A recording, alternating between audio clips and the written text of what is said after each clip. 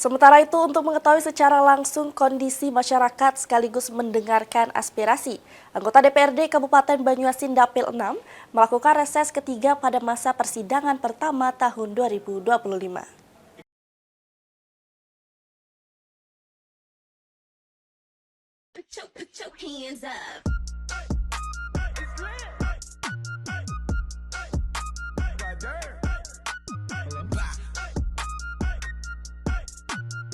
Ketua DPRD Kabupaten Banyuasin Abdul Rais, Wakil Ketua DPRD Arpani dan sejumlah anggota DPRD Banyuasin diantaranya Ari Hegar, Sudirman, Pajoran, Tambu Bolon, Zulfahmi, Jasa dari fraksi PDIP dan Samsul Rizal dari Partai Keadilan Sejahtera menggelar reses ketiga masa persidangan pertama tahun 2025 di daerah pemilihan 6 Kecamatan Talang Kelapa.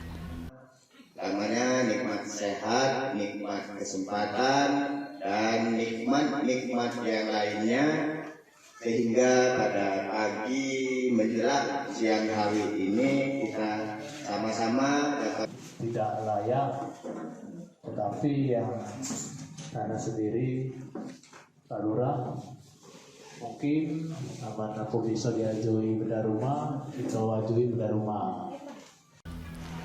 Kegiatan yang berlangsung di sejumlah kantor lurah dan desa di Kecamatan Talang Kelapa yang diharapkan menjadi wadah bagi masyarakat untuk menyampaikan berbagai keluhan terutama terkait kondisi infrastruktur dan pelayanan publik.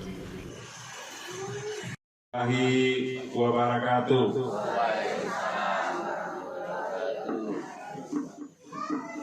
Selamat sore, salam sejahtera buat kita semua. Dalam giat turun gunung menemui warga tersebut, warga secara langsung menyampaikan aspirasi yang mayoritas berkaitan dengan kerusakan infrastruktur jalan, khususnya akses menuju fasilitas pendidikan yang dinilai masih sangat membutuhkan perhatian dari pemerintah.